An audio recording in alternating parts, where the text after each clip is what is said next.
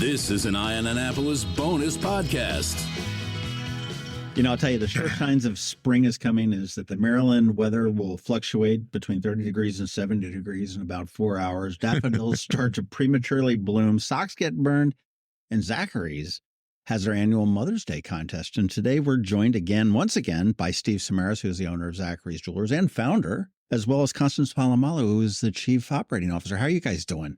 Good. How We're about doing you? well. Good. You know, I can't believe that we're in March and we're already talking about Mother's Day, which is May, but you've got this contest going on again for the 13th year? 13 years. That's crazy. Hard to believe. It really is. Well, I'll tell you, refresh us a little bit as to what the Mother's Day contest is. I know that it's a chance for students to design jewelry for their mothers or their caregivers or their grandmothers or whoever's super important in their lives. Yes, it's one of our favorite events of the year. You know, there are a couple of things that we know to be true about jewelry at Zachary's. And one is that it's incredibly important in marking our most important occasions. And Mother's Day, we know, is a very important occasion. And the other is that with the right sentiment and our team's help, anything can become a beautiful piece of jewelry.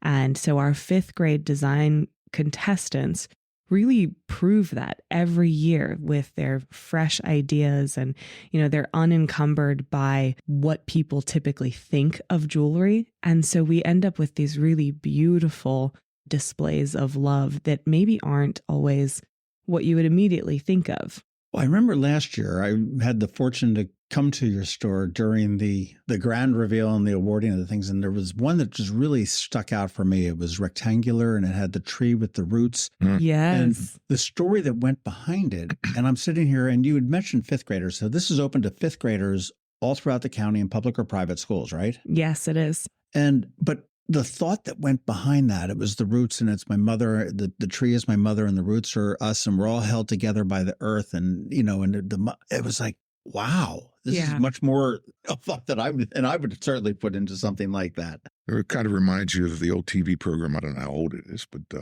Are You Smarter Than a Fifth Grader? Right. Yeah. No. Right. Can you design better than a fifth grader? Better than a fifth grader? That's an easy answer. No. So essentially they design it out and submit it to Zachary's Jewelers. And that you've got a deadline coming up, right? March 31st. And how do we submit this? So if you go on our website, there is a little tab for the Mother's Day Design Contest. You click on that and there's going to be a submission portal. You'll be able to answer some questions about how you heard about the program, what school you're at, and then tell a little bit about your design and upload your sketch. I mean, they don't need to be AutoCAD or anything. No. It's just... In fact, some years we get really great quality sketches that look almost like a seasoned designer put them together. Other years we get, something where the sentiment is there and we come in with our, design team and kind of help fill in some of the gaps. But, it's important, I think, to note that we're not necessarily looking for the best quality sketch. We're looking for something that has intention, certainly, and is thinking outside of the box in some way. It doesn't always have the best shading or, use of relief.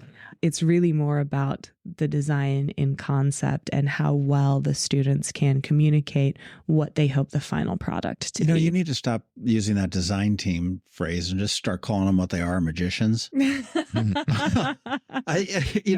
some of the jewelry that you guys put out, not, outside of this and including in this, and what you created last year, what I saw from the submissions was nothing short of magic, which is really, really pretty amazing. But in the end, you have 3 winners, is it? Yes, we produce 3 pieces of jewelry. So we get hundreds of submissions and the team narrows down to about 50, usually end up on the table for, okay, which of these is going to become, a real piece of jewelry, and then kind of slowly whittle away. There's a lot of, inter-team negotiations of, no, I want this one. No, I want this one. And sometimes it gets really passionate, but we generally land on 3. And this year we actually have an added element where Steve is generously offering $500 to the art department of those 3 students whose pieces we produce. So not only will the students be rewarded by being able to give their mother or caregiver a 3-dimensional piece of fine jewelry that they designed, they'll also be able to take back some money to feed into their school's art program. That's fantastic. There's a little history behind that, John. We've heard through the years that a lot of these art teachers and teachers as a whole, but the art teachers specifically, they will go out and buy the supplies for the kids personally. Thank you. I don't even have any kids in school anymore. But thank you.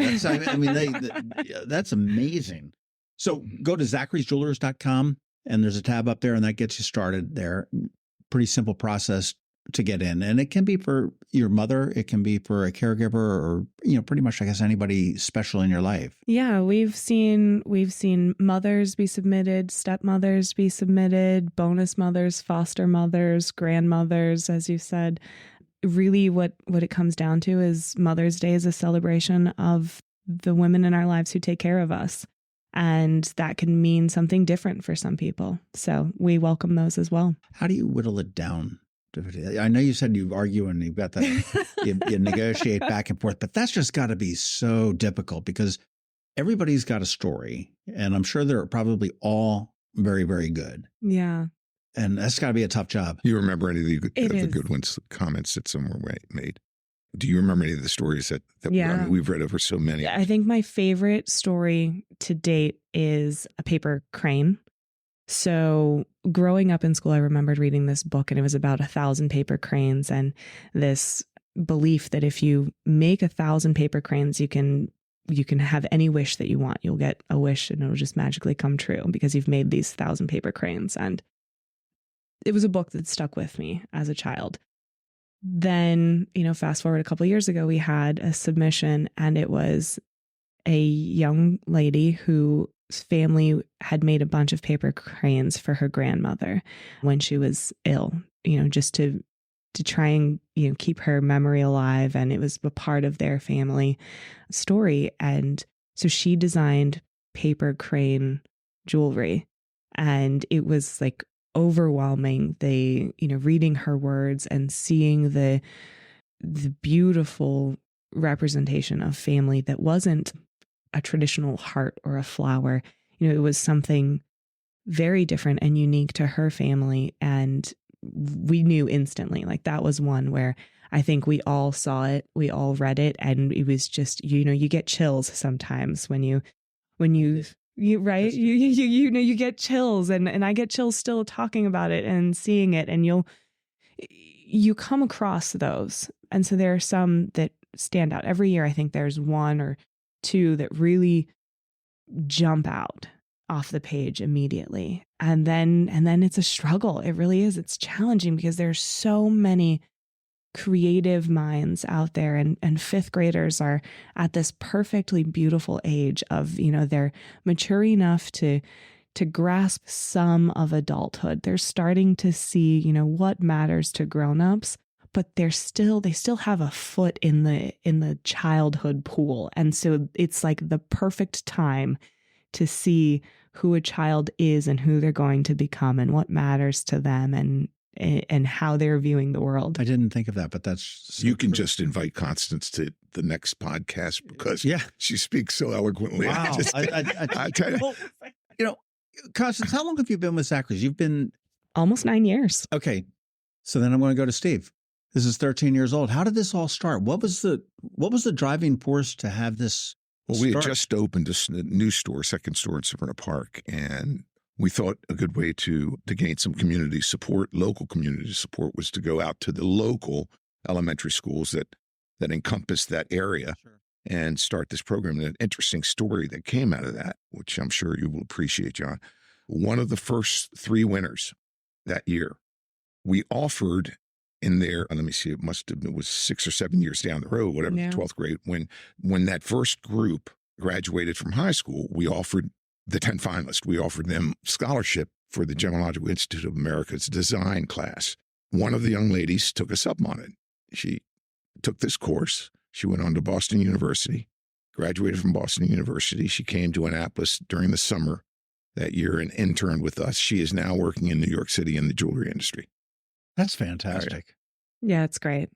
What I love about this is that obviously it has an art aspect to it, and it comes primarily from the art community. I mean, the teachers will be getting the students involved as well as, parents and wherever they hear it about it. But you don't need to be the Picasso. Right. To be able to do that. I mean, I can, sketch it on the back of the lunch bag and submit it there. So what happens if we get them all in? You guys have that one night where you all stay late at work and you bring in pizza and you wrestle around and you claw each other's eyes out and you come down, what happens then? I mean, obviously you've got 3 pieces. You just call them up and have them come on down and pick it up, or Well, I think we select 10 finalists, do we not? And then whittle it down to 3 after that. That's so far removed from it. I'm sorry. That's a good sign. Yeah. I mean, we've got, so Leslie and Cheryl really have taken this on as their baby. And Leslie is a former art teacher who is now one of our lead designers at Zachary's. So it's a really natural fit for her. And Cheryl is she's the heartbeat of a lot of our events that you may not always see. And so the two of them together, they work in this beautiful, hand in hand style to get us through this. And Steve and I have the luxury of just kind of jumping in and being like, oh my gosh, look at this, guys. It's amazing. That's not a bad place to be, for sure. So you've got 10 finalists and then the 3 winners. The 3 winners, correct. We have a brunch. And I have it on good authority that we're going to have a special guest to meet some of our finalists and winners. So that'll be exciting. Who's the special guest? I can't tell you. I was sworn to secrecy. Is it a local special guest or bigger than local special guest? I mean, is Taylor Swift coming back from Singapore? It's not Taylor Swift. I'm really sorry. Okay. Can you say international? We do have an international guest coming. This is fantastic. And, this is such a great community builder that you guys do. And I mean, you do all that very well. And I know you threw the kudos to Leslie and to Cheryl that it all stems from the top and filters its way down, because you guys are a community store. You guys are the foot of Main Street, or the anchor store of Main Street. There's never been an event that I can remember that you don't have your fingers in some way, whether it's, just donating something or offering your opinion, or, you sit on the boards and the commissions, and you are part of the town. And that's really what makes Annapolis tick, is businesses like Zachary's Jewelers, for sure. This is just another arrow in the quiver, I guess, of, what you do. I mean, I would say I'm looking forward to your Christmas windows, but that's still a couple months off. But we've got some spring windows, and I know you probably have some good ideas for what's coming on down in the summer. So we've got lots of exciting things coming up this year, John. Well, anybody that is listening to this, moms, hey, go for it. Dads, keep it a secret from mom and get them onto Zachary'sJewelers.com and submit this. This is open to any 5th grader, public or private school in Anne Arundel County. Mm-hmm. And homeschool. And homeschool. Homeschool, they're also welcome. See, that's how old I am. That wasn't a thing when I was little. Because I don't know if they fall under public or private. I'm not totally sure where the delineations happen, but we are happy to. Then you throw in the whole parochial and, and everything else there. But if all 5th graders. If you're in 5th grade, bring it on down to Zachary'sJewelers.com and submit that there, because, again, you don't need to be this great artist. You just, if you've got somebody in your mind that you love, that means something to you, that's your impetus. Yeah. Go for it. This has been a bonus podcast from Eye on Annapolis. Please visit us at eyeonannapolis.net. Follow us on Facebook at All Annapolis and on Twitter at Eye on Annapolis. And if you haven't subscribed to the Daily News Brief podcast, go for it. And all of your local news will be delivered to your phone, tablet, or smart device by 6 a.m. every Monday through Friday.